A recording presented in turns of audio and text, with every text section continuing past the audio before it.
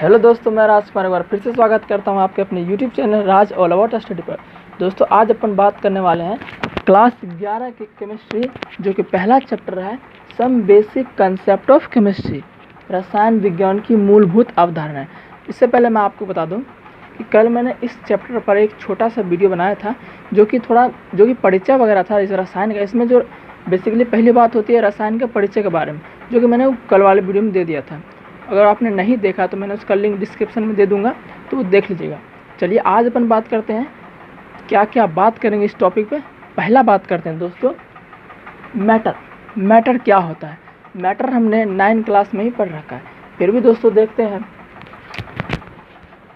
ऐसा पदार्थ, ऐसा चीज़, ऐसा वस्तु जो कि जगह छेके, इसका द्रव्यमान हो, आयतन हो, उसे पदार्थ कहेंगे। That's called matter.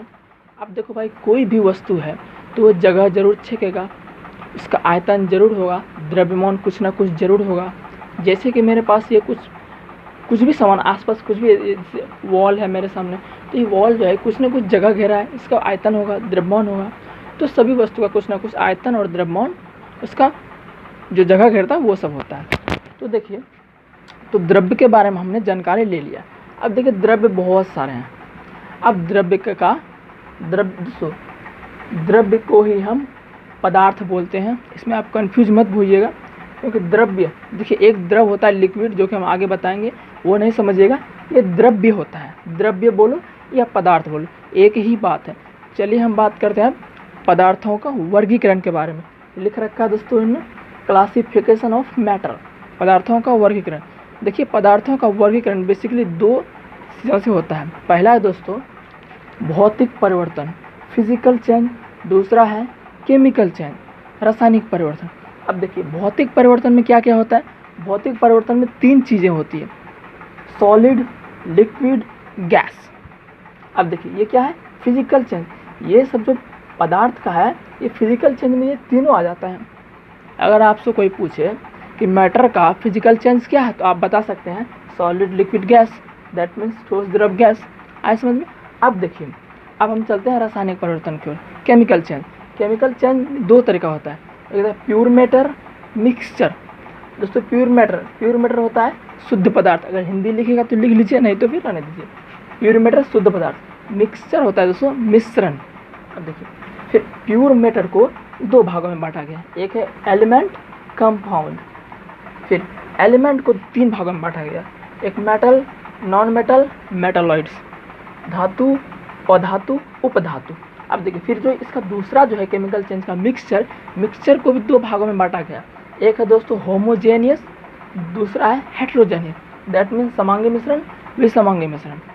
तो दोस्तों अब फिर आती है बात हमारी कंपाउंड को भी 2 भागों में बांटा गया। मैंने इसको कंपाउंड को यहाँ लिख रखा है, यहाँ जगह नहीं बचा तो मैंने कंपाउंड को यहाँ लिख रखा है। आप लिख लीजिएगा कॉपी में अच्छे तरीके से, मैं एरो दे दिया हूँ यहाँ पे कंपाउंड का। यहाँ कंपाउंड को भी 2 भागों में बांटा गया। पहला है दोस्तों ऑर्गेनिक कंपाउंड, इनऑर्गेनिक कंपाउंड। अब चलिए, मैंने तो सारा पदार्थ का वर्गीकरण कर दिया, अब धीरे धीरे एक एक करके बारे में सबके जानते हैं। अब देखिए, ठोस क्या आता है दोस्तों? ठोस मैंने बताया पदार्थ 3 अवस्था में रहते हैं, physical change, solid, liquid, gas लिख रखा है। अब देखिए, सॉलिड क्या होता है? सॉलिड दोस्तों, जैसे कि मैं आपको फिगर देख रहे हैं, आप वो देख रहे हैं, उसमें तो देखिए, उसमें उसकी जो कणों की आकृति है, कणों का एक क्रमबद्ध तरीके से है। क्या है? एक क्रमबद्ध तरीके से वो निश्चित बैठा हुआ है। क्रमबद्ध तरीके से मैं बोलूँ, एकदम निश्चित है, क्रमबद्ध तरीके से बैठा हुआ है वो। तो आप देख सकते हैं फिगर में, तो समझ गए होंगे दोस्तों। अब देखिए, दूसरा आता है दोस्तों द्रव का दोस्तों मैंने फिगर दे दिया, ये देखिए द्रव है ये। अब देखिए, द्रव का जो होता है दोस्तों, द्रव में जो द्रव को ये देख रहे हैं द्रव आप। अब देखिए, द्रव में दिया होगा आपको, देखिए ऐसे करके दिया हुआ है, ऐसे कुछ रहता है। इसमें अंतराण्विक जो बल होता है वो कमज़ोर होती है। मतलब कि बोला जाए कि कणों की जो क्रमबद्धता है वो एक तरीके से नहीं होती है, हट हट के। जैसे कि मैंने पिछले वाले सॉलिड में दिखाया, सॉलिड में क्या एक क्रमबद्ध तरीके से उसका पार्टिकल है। ठोस का पार्टिकल कैसा है? एक क्रमबद्ध तरीके से है। जबकि द्रव का पार्टिकल, लिक्विड का पार्टिकल दोस्तों आप देख रहे हैं वो थोड़ा पूरा क्रमबद्ध नहीं है, हट हट के है। यानी कि इससे क्या पड़ता है, उसका अंतराण्विक बल क्या है, उसका अंतराण्विक बल ज़्यादा है। अंतराण्विक बल क्या होता है दोस्तों? Intermolecular force. इंटरमोलिकुलर फोर्स ये होता है जैसे कि लिक्विड में ज़्यादा कण क्रमबद्ध तरीके से नहीं, मतलब ज़्यादा स्पेस दिख रहा है इसमें, आपको क्या दिख रहा है, ज़्यादा स्पेस दिख रहा है। अब देखिए इसमें ज़्यादा स्पेस जो दिख रहा है वही होता है दोस्तों अंतराण्विक बल, दैट मीन्स इंटरमोलिकुलर फोर्स। आए समझ में? अब सॉलिड में आपने क्या देखा, उसमें कण जो क्रमबद्ध तरीके से था उसमें आपको हटा हटा मतलब कि ज़्यादा सटा हुआ पार्टिकल आपको मिला था, ज़्यादा स्पेस उसमें देखने को आपको नहीं मिला था। तो इसमें स्पेस जिसमें ज़्यादा रहेगा उसका अंतराण्विक बल ज़्यादा होगा। यानी कि अब कह सकेंगे हम ठोस का अंतराण्विक बल द्रव की अपेक्षा कम होता है। आए समझ दोस्तों? अब हम चलते हैं गैस की ओर। गैस का दोस्तों आप देख लीजिए, गैस वहाँ मैंने फिगर दे दिया है। गैस में क्या होता है, इसका अंतराण्विक बल फिक्स नहीं होता है। क्या फिक्स नहीं होता है? अब देखिए इसका आकार, अगर आप गैस को किसी पात्र में या बर्तन में रखेंगे तो उसका क्या होता है, इसकी तो कुछ होता ही नहीं है। अब उसमें बर्तन में रखोगे उसका पूरा बर्तन भर जाएगा गैस से, फिर उड़ने लगेगा। अब देखिए गैस का साइज़ फिक्स नहीं होता है, नहीं इसका साइज़ फिक्स होता है, नहीं आयतन फिक्स होता है। आइए समझ दोस्तों, देखिए मान के चलो मैं एक पात्र ले लेता हूँ। ये क्या है दोस्तों, एक पात्र है बर्तन टाइप का, इसको मैंने ढक दिया, इसको पूरा इसमें गैस भरा हुआ, तो क्या है ये पूरा फैल जाएगा। ये क्या पूरा फैल जाएगा, कोई आकार दिख रहा है इसमें, कोई आकार नहीं दिख रहा, नहीं इसका आयतन होगा। आप इसको जिसमें डाल दोगे उसमें हो जाएगा। जैसे हवा दोस्तों, हवा में नाइट्रोजन ऑक्सीजन सब होता है, तो समझिए गैस दोस्तों। अब देख तो आप लिख लीजिए पॉइंट में, गैस का आयतन और आकार निश्चित नहीं होता है। और मैं इसका बता दूं लिक्विड का दोस्तों आकार फिक्स नहीं होता है। आकार बोले तो आप लिक्विड ले लो, लिक्विड का मैं एक उदाहरण दूं, जैसे कि पानी एक क्या है, लिक्विड है, मिल्क एक क्या है, लिक्विड है। अगर आप मिल्क को, सपोज दैट मेरे पास एक ग्लास है, अगर आप उस मिल्क को ग्लास में रखते हैं तो मिल्क क्या करता है, ग्लास का साइज का रूप ले लेता है दोस्तों। अगर आप मिल्क को फिर दूसरे एक, मैं बोल रहा हूँ कोई हंडा वगैरह कोई बड़ा बर्तन समझ लो, आप उसमें रखो, इसमें देखो फिर वो दूध वाला जो लिक्विड है वो फिर उसका आकार ले लिया जिस बर्तन में रखा गया। अब इससे क्या पता चलता है आपको, मैंने गिलास में रखा तो फिर गिलास का आकार था, फिर उसमें रखा तो उसका आकार ले लिया। इससे क्या होता है, ये भटकता जा रहा है, यानी कि इसका आकार फिक्स नहीं होता है। अब बात रही आयतन की। आयतन दोस्तों, आयतन क्या होता है, जो जगह छेकता है। अब देखो वो मिल्क जो था ग्लास में जो रखेंगे, वो मिल्क जितना है उतना ही जगह छेकेगा जितना कि दूसरे बर्तन में इसको रखा जाएगा। तो आए समझ में? चल अब देखिए ठोस का मैंने नहीं बताया था। ठोस का दोस्तों आकार फिक्स होता है, इसका आयतन भी फिक्स होता है। अब इसे ठोस ले लो, ये क्या है, ठोस है, इसका आकार क्या है दोस्तों, फिक्स है। ये ठोस है, इसका आकार क्या है दोस्तों, फिक्स है। आयतन देखो, इसको आयतन दोस्तों इसका यहाँ से यहाँ तक है। अगर हम इसको यहाँ रखें तो ये क्या करेगा, जितना इसका आकार है वो उतना ही जगह छेकेगा, ना कि इससे ज़्यादा छेकेगा। मैं कह दूँ क्या कह दूँ, जैसे ये सपोज दैट मैं मार्कर समझ लो क्या दोस्तों, ये मार्कर मैं खुद बना रहा हूँ ब्लैक बोर्ड, व्हाइट बोर्ड पे। देखिए इसका आकार इतना है, सपोज दैट कुछ भी ले लो, 1 मीटर 2 मीटर कुछ भी ले लो। इस बोर्ड पे मैंने रखा है, सॉरी यहाँ पर रखा है। अब इसको यहाँ पर से उठा के दूसरे जगह रख दो। अब देखो समझो, मैंने इस मार्कर को यहाँ रखा, जितना इसका आकार था उतना ही जगह यहाँ इसने छेका। अब फिर दूसरे जगह से रखता हूँ, फिर भी ये उतना ही जगह छेकेगा जितना पहले छेका था। इससे आपको क्या पता चलता है कि इसका आकार फिक्स होता है। अब देखिए आयतन दोस्तों, क्या आयतन वही हो गया, आकार तो साइज हो गया, आकार जगह। तो आइए समझ दोस्तों, सॉलिड लिक्विड गैस ये आपको समझ में आया। अब इसमें एक बात और आता है, क्या आता है, इसकी अवस्था परिवर्तन। क्या दोस्तों, अवस्था में परिवर्तन। देखिए मैं आपको बताता हूँ, यहाँ आपको यहाँ देता हूँ सॉलिड। अगर सॉलिड को गर्म किया जाए तो ये द्रव बन जाता है। क्या बन जाता है दोस्तों, अगर हमारे पास सॉलिड है, इसको अगर हम टेम्परेचर देते हैं, गर्म करते हैं, हीट करते हैं, तो ये द्रव के फॉर्म में चला जाता है। अब देखिए, अगर फिर द्रव को, ये जो सॉलिड गर्म किए तो द्रव बना, अब द्रव को जब हीट करेंगे तो गैस बन जाएगा। आई बात समझ में? एक बार फिर से। अब देखिए, जब हमारे पास सॉलिड है, जब सॉलिड की अवस्था में परिवर्तन करेंगे, अवस्था में परिवर्तन बोले तो उसका टेम्परेचर जब उसमें हीट करेंगे तो ये द्रव के फॉर्म में आ जाएगा, दैट मीन्स लिक्विड। अगर इस लिक्विड को फिर हीट करेंगे तो ये गैस के फॉर्म में आ जाएगा। एक और बात, जैसे सॉलिड से लिक्विड बन गया, अगर लिक्विड को, इसमें क्या करें दोस्तों, सॉलिड से लिक्विड बनाने के लिए हमें गर्म करना पड़ता था। अब लिक्विड को अगर सॉलिड बनाना तो क्या करेंगे, इसको ठंडा करेंगे। अब हम लिक्विड को जब ठंडा कर देते हैं तो फिर ये आ जाता है। इससे क्या पता चलता है, हम इसको ऐसे देंगे, सॉलिड से लिक्विड बन गया, अब फिर लिक्विड से भी सॉलिड बन जाता है। आए समझ में? फिर लिक्विड से गैस बन जाता है, फिर लिक्विड से गैस बन जाता है। आए समझ में? ये जो रिएक्शन होता है दोस्तों, इसको हम उत्क्रमणीय अभिक्रिया बोलते हैं। इससे ये होता है कि वापस वो चीज़ उससे बन जाता है। तो इससे बन रहा है सॉलिड से, सॉलिड को हीट करेंगे लिक्विड बनता है, लिक्विड हीट करेंगे, लिक्विड को अगर कोल्ड करेंगे तो ये बनता है। समझ में आया? तो अवस्था में परिवर्तन समझ गए दोस्तों।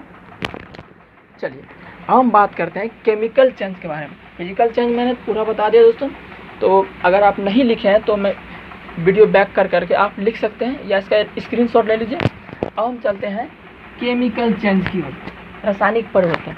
केमिकल चेंज में बताया मैंने 2 पॉइंटों पर बात होती है। पहला दोस्तों, pure matter, mixer. Pure matter क्या है दोस्तों? प्योर मैटर का मैं हिंदी बोल दूँ, शुद्ध पदार्थ। लिख लीजिए आप, लिखना चाहेंगे तो। प्योर मैटर का शुद्ध पदार्थ, और मिक्सचर का होता है दोस्तों मिश्रण। देखिए, प्योर पदार्थ, शुद्ध पदार्थ। शुद्ध पदार्थ क्या होगा? जो एक ही चीज़ों से बना हो। जो क्या बोला मैंने? जो एक ही चीज़ों से बना हो, उसे क्या कहेंगे दोस्तों? शुद्ध पदार्थ। इसमें कोई चीज़ की, जैसे कि निश्चित अनुपात ले लो, इसमें कोई चीज़ की निश्चित अनुपात कमी ना हो, इसे क्या बोलेंगे दोस्तों? शुद्ध पदार्थ। तो ये है शुद्ध पदार्थ। में एक बार और फिर से बता देता हूँ आपको, जैसे कि ये ना एक ही चीज़ से बन सकता है, ना कि कोई भौतिक प्रक्रम द्वारा बन सकता है। इसमें एक गुण होता है कि ये निश्चित ताप और निश्चित दाब पर ही उबलता है। जैसे क्या कहेंगे दोस्तों? शुद्ध पदार्थ में। अब शुद्ध पदार्थ के अंतर्गत 2 चीज़ें आते हैं। कौन कौन दोस्तों? तत्व आते हैं और यौगिक आते हैं। तत्व दोस्तों तीन होते हैं। एक होते हैं धातु, अधातु, उपधातु। अब धातु क्या होता है दोस्तों? धातु वैसे होते हैं जो इलेक्ट्रॉन त्याग कर, क्या बोला? इलेक्ट्रॉन त्याग कर धनायन प्रदान करे, उसे बोलेंगे दोस्तों धातु। That's called metal. मैं आपको एग्जांपल समझाता हूँ। जैसे मैं ले लूँ सोडियम का दोस्तों इलेक्ट्रॉनिक विन्यास होता है 281, यानी कि इसके बाह्यतम सेल में 1 इलेक्ट्रॉन है। अब इसके 1 इलेक्ट्रॉन है तो ये क्या चाहता है? स्टेबल होना। कोई भी जो एलिमेंट है हमेशा चाहता है स्टेबल होना, ना कि वो किसी दौड़ धूप में भाग करे। जैसे कि मैं बोलना चाहता हूँ रिएक्शन वो कोई करना नहीं चाहता, लेकिन स्टेबल ना होने के कारण उसको रिएक्शन करना पड़ता है। अब दोस्तों 1 है तो ये क्या चाहेगा? स्टेबल होना। स्टेबल होने के लिए लास्ट में उसके आउटर मोस्ट सेल में 8 इलेक्ट्रॉन होना मस्ट है। तो 1 इलेक्ट्रॉन क्या करेगा? किसी को दे देगा, और इसके 2 8 हो जाएंगे, तो लास्ट में 8 हो गया तो ये स्टेबल हो जाएगा। तो 1 इलेक्ट्रॉन क्या करता है दोस्तों? त्याग करता है। तो ऐसे लिखेंगे Na+E। अब त्यागा तो यहाँ पर प्लस हो गया। आए समझ में? तो क्या त्याग के प्लस प्रदान किया, धनायन प्रदान किया। तो समझ में आया दोस्तों धातु। अब देखते हैं अधातु। अधातु जस्ट अपोजिट होता है धातु का। इसमें क्या होता है? मेटल अधातु इलेक्ट्रॉन ग्रहण कर, उसमें क्या था? इलेक्ट्रॉन ये त्यागता था, और धातु में क्या होता है? ये ग्रहण करता। जैसे ई त्यागा तो इस पर प्लस चढ़ गया, और जैसे ई लेगा तो इस पर माइनस चढ़ जाएगा। यानी इसका डेफिनेशन बोलो अधातु का, लिख लीजिए आप। अधातु इलेक्ट्रॉन ग्रहण कर ऋणायन प्रदान करता है, उसे अधातु का। जैसे क्लोरीन Cl, क्लोरीन का दोस्तों इलेक्ट्रॉनिक विन्यास होता है 287। अब देखिए हम क्या बताएं आपको, कोई भी तत्व जो है हमेशा चाहता है स्टेबल होना। स्टेबल होने के लिए लास्ट में 8 इलेक्ट्रॉन जरूरी है। अभी यहाँ 7 है, तो यह क्या करेगा? एक किसी से लेगा। जैसे एक किसी से लेगा तो स्टेबल हो जाएगा। अब देखिए जब ये एक लेगा मतलब ग्रहण करेगा, ये करेगा ना। जैसे ग्रहण करेगा ये बंदा, इसके ऊपर क्या चल जाएगा? माइनस है, ऋणायन Cl माइनस। आए समझ में? चलिए, तो धातु अधातु समझ गए। अब और उपधातु क्या होता है? इसमें क्या होता है? धातु और अधातु दोनों का गुण पाया जाता है, उसे उपधातु कहेंगे। जैसे बता दूं मैं उपधातु का कुछ उदाहरण। एक सिलिकॉन होता है। सिलिकॉन आप नाम सुनेंगे, परमाणु संख्या 14 होता है। उसमें क्या होता है, उसमें धातु का भी गुण पाया जाता है और उपधातु का भी पाया जाता है, इसीलिए उसे उपधातु कहा गया। और भी है, बोरॉन है, जर्मेनियम है, आर्सेनिक है, पोलोनियम है, टेल्यूरियम है। इसे 7-8 ऐसे उपधातु हैं जो कि इसका परमाणु संख्या मैं आपको कुछ दिनों बाद बता दूंगा। तो उपधातु समझ गए दोस्तों, यानी कि धातु प्लस अधातु उपधातु, धातु प्लस उधातु उपधातु। तो उम्मीद करता हूँ समझ गए। अब देखिए, अब यौगिक के बारे में चलते हैं। यौगिक क्या होता है दोस्तों, इसका डेफिनेशन लिख लीजिए आप। 2 या 2 से अधिक तत्वों से मिलकर बना यौगिक, यानी कि 2 या 2 से अधिक तत्वों से एक फिक्स रेशियो में संयोग करता हो। क्या बोला, 2 या 2 से अधिक तत्व आपस में संयोग करता हो। कैसे संयोग करेगा, एक फिक्स रेशियो में। कैसे करेगा, एक फिक्स रेशियो में संयोग करेगा। जो उसके बाद जो उत्पाद बनेगा उसे क्या बोलेंगे दोस्तों, कंपाउंड बोलेंगे। अब कंपाउंड के अंतर्गत 2 चीज़ आते हैं, एक आते हैं ऑर्गेनिक कंपाउंड, इनऑर्गेनिक कंपाउंड। मैंने इन दोनों के बारे में वो कल वाले वीडियो में भी बताया था, फिर भी बता देता हूँ। ऑर्गेनिक कंपाउंड क्या होता है, कार्बनिक यौगिक। इसका नाम देख के ही पता चलता है कि इसमें सिर्फ कार्बन का अध्ययन किया गया, इसलिए इसे कार्बनिक यौगिक का नाम दिया गया। कार्बनिक यौगिक, इसमें कार्बन और कार्बन के अपरूप जो है यौगिक जो है उसका अध्ययन किया जाता है। अकार्बनिक क्या है दोस्तों, इसमें क्या है, तत्व जो हम पढ़ते हैं हमारे पीरियोडिक टेबल में अभी फिलहाल में 118 यानी कि 118 एलिमेंट्स अवेलेबल हैं। तो उसी के बारे में अध्ययन क्या होता है, उसका क्लासिफिकेशन क्या होता है, आवर्त क्या होते हैं, ग्रुप्स क्या होते हैं, वही सब पढ़ा जाता है इसमें। और कोई भी खनिज का एक्सट्रैक्शन निष्कर्षण कैसे होता है वही सब पढ़ा जाता है इसमें। ऐसा समझ में। अब देखिए, ये प्योर मेटेरियल वाला पार्ट खत्म। अब आता है मिक्सचर। मिक्सचर क्या होता है दोस्तों, मिक्सचर का हिंदी होता है, लिख लीजिए मिश्रण। अब देखिए मिश्रण किसे कहेंगे, ये एक पदार्थ से बना होता है। क्या दोस्तों, एक पदार्थ से बना हुआ। एक पदार्थ से बना तो होता है, लेकिन इसमें एक कंडीशन है। क्या कंडीशन है, ये किसी भौतिक प्रक्रम द्वारा नहीं बनेगा। मैंने क्या बोला, ये किसी भौतिक प्रक्रम द्वारा नहीं बनेगा। जैसे कि ये जो भौतिक प्रक्रम मैंने बोला तो क्या हुआ, भौतिक परिवर्तन बोलने का कारण है सॉलिड लिक्विड गैस, ये नहीं बनेगा। तो ये क्या बनेगा, ये एक फिक्स टेम्परेचर और फिक्स प्रेशर पर ही बनता है। ऐसा समझे। अब देखिए, इसके अंदर के 2 आते हैं, एक आता है होमोजीनियस, हेटेरोजीनियस। होमोजीनियस क्या होता है, समांगी मिश्रण। समांगी मिश्रण, इसमें 2 चीज़ को आपस में मिलाते हैं, उसका डिसोल्यूशन होने के बाद कोई एक चीज़ आपको पता चलेगा। जैसे मैं बता दूँ, मैं एक पानी लेता हूँ, ठीक है दोस्तों, पानी लिया, इसमें चीनी डाल दो। चीनी डालने के बाद जब ये चीनी डिसोल्यूट हो जाएगा इसमें, तो क्या होगा, आपको चीनी दिखेगा, नहीं दिखेगा, क्या दिखेगा, सिर्फ पानी। इसका मतलब है ये क्या है, होमोजीनियस, समांगी मिश्रण। यानी कि कोई एक चीज़ है ना इसमें पूरा घुल जाता है, उसका जरा सा भी अंश आपको पता नहीं चलेगा। तो पानी इसमें पूरा घुल गया, तो क्या पानी जरा सा पता चल रहा है, नहीं चल रहा है, तो वो क्या हो गया दोस्तों, समांगी मिश्रण। अब देखिए, ये समांगी मिश्रण इसका जस्ट उल्टा है। अब इसे पानी में मैंने क्या चीनी मिलाया, अब मिलाओ दोस्तों बालू, सैंड। अब बालू मिलाने के बाद डिसोल्यूशन बालू होगा, कभी नहीं होगा। अब देखिए, कुछ देर के बाद आप देखेंगे बालू का पूरा नीचे वाला गर्द जम जाता है, तो क्या उसमें बालू भी दिख रहा है और पानी भी दिख रहा है, दोनों चीज़ दिख रहा है। ये पूरा तरह डिसोल्यूट नहीं है, इसको बोलेंगे दोस्तों हेटेरोजीनियस। तो उम्मीद करता हूँ दोस्तों ये वीडियो आपको बहुत अच्छा लगा होगा। अगर नहीं समझ में आया तो बैक करके देखिए, पॉज करके देखिए। मैंने जो बोला है डेफिनेशन, धातु बहुत सी सारे डेफिनेशन बोले, उसको आप लिखिए जरूर, कॉपी में नोट करिए। इससे पहले मैं आपको बता दूँ कि कल मैं जो आपको बताऊँगा, कल मैं बताने वाला आपको लॉज ऑफ केमिकल कॉम्बिनेशन। क्या बताऊँ दोस्तों, लॉज ऑफ केमिकल कॉम्बिनेशन कर मैं पढ़ाने वाला हूँ। ठीक है दोस्तों, तो आप बुक से पढ़ लीजिए जो आपको बुक में होगा, ताकि आपको समझने में आसानी हो। तो उम्मीद करता हूँ दोस्तों आपको ये वीडियो बहुत अच्छा लगा। अगर अच्छा लगा होगा तो सब्सक्राइब करो और एक दूसरे के पास शेयर करो, क्योंकि दोस्तों हेल्प करने से ही किसी दूसरे का हेल्प होता है। और लाइक ज़रूर करो दोस्तों, क्योंकि आपके एक लाइक से हमें मोटिवेशन मिलता है। मोटिवेशन जब मिलेगा तो हमें क्या लगता है कि हम जो वीडियो बना रहे हैं वो पसंद कर रहे हैं, और इससे क्या होता है, हम और कोशिश करते हैं आपको अच्छे से अच्छे कंटेंट देने के लिए। तो दोस्तों ज़रूर लाइक करें, सब्सक्राइब करें और शेयर जरूर करें। थैंक यू दोस्तों।